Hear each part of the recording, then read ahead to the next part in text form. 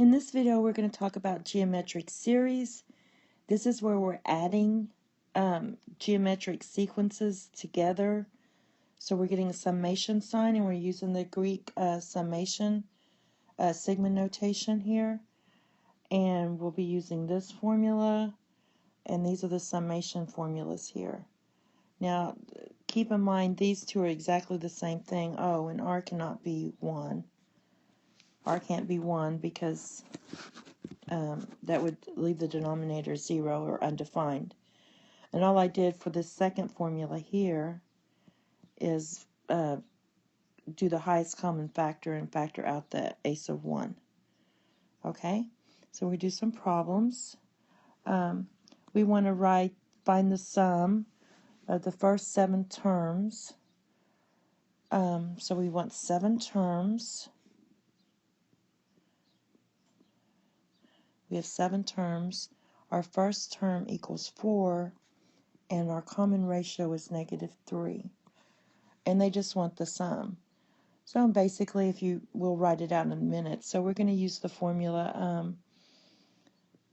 I like the second formula, but we'll go ahead and use the first one here. So ace of 1 minus ace of 1 times r to the n over 1 minus r. So we get 4 minus 4 times r, that is your r. So 4 cubed over 1 minus 4. Oh, my r is not 4, my r is 3. So I'm going to put 3 here and 3. And when you calculate this, you're going to get, I have 7 terms. So my n basically is 7. So this is to the 7th. And when you calculate this, you're going to get 2,188. So the sum of the first 7 terms is 2,188. And basically, remember what this is. The first term would be 4. Second term would be -12. The third term would be 36. And we're not listing them anymore. We're adding them. So you're adding all of these and so forth all the way to your 7th term. This would be your first, second, and so forth. So you're adding your geometric sequence together for the series. Okay? So let's do this problem. We have 6 plus 18 plus 54 plus ... and we want to go to 6 terms. And yes, if you have a calculator, you can write them all out and use the calculator. But you have to show your work, and you have to show that you use the formula on this. So you must use the formula. And we're going to use, again, I like the second formula better. You can use either one. You have 1, this is ace of 1, minus r to the n over 1 minus r. So we have to find the sum. And what I don't know, I know that my n is 6 because we have 6 terms. What is my r? And all you do is you take 2 terms, either these 2 or these 2, and divide. So the ratio is 18 over 6, so my ratio is 3. And it should match. The ratio here is 3 as well. So, and I know that ace of 1 is 6. So you just plug it in the formula to find your sum. We get 6 times 1 minus 3, and my n is 6 as well, over 1 minus 3. And that is going to give you 2,184. Okay? Now, there's going to be some with fractions and all that good stuff, but let's just keep it simple for now. We have, do it again, we have ace of 1 equals 3, r equals 1/3, and n equals 4. So, of course, you could write all these out and just keep multiplying by 1/3 and add them up. But we're going to use the formula and use the fact that we have 3 times 1 minus 1/3 to the 4th over 1 minus 1/3. You get to use your calculator and you will get 4 4/9, or you can leave it as an improper fraction, and that would be 40 over 9. Okay? Now the ones that we're going to concentrate on, because these are going to be on your test, are the kind with the summation sign. So let's say we have a summation of j equals 1, and we're going to 4, and I have 3 to the j minus 1.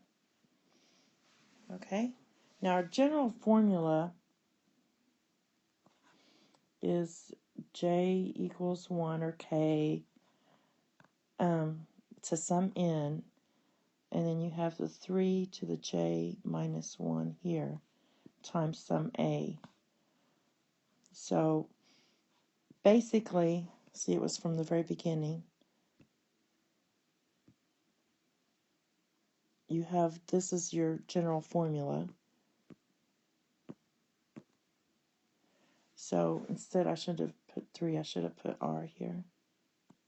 So this is your ratio. Now, what we're going to do is find the sum of this,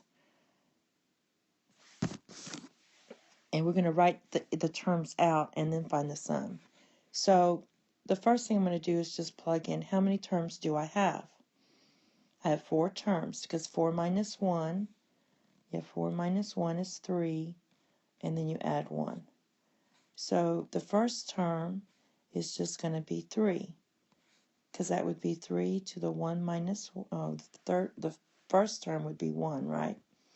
So the first term is 1, because 1 minus 1 is 0, 3 to the 0 is 1. The second term is going to be a of 2, and so you plug in 2, you get 3 to the 2 minus 1, that gives you 3. The third term is you're just squaring it, so that's going to be 9. And the fourth term is just going to be 3 cubed, which is 27. So that's the fourth term. All right, and then we want the sum. Of course, you could just add those up. I can quickly see this is 39. I have 30. Oh, and it's actually 40, because I have 30 here and this. So I already know just by looking that the answer here is going to be 40. All right, if you use your formula, you're going to do a of 1 times 1 minus r. R is your 3 to the n. N is 4 terms over 1 minus 3, and you should get 40. Okay? So let's try another one. Let's try summation, and let's try j equals 4.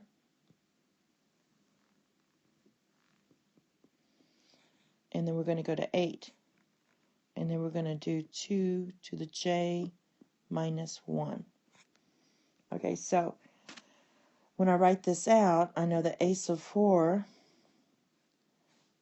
is going to be 4 minus 1 is 3, so 2 cubed is 8. Then we're going to do a of 5, a of 6, a of 7, and a of 8. So we have 5 terms. We have to write them out. So we're going to get 16 here. And you know your ratio is really what?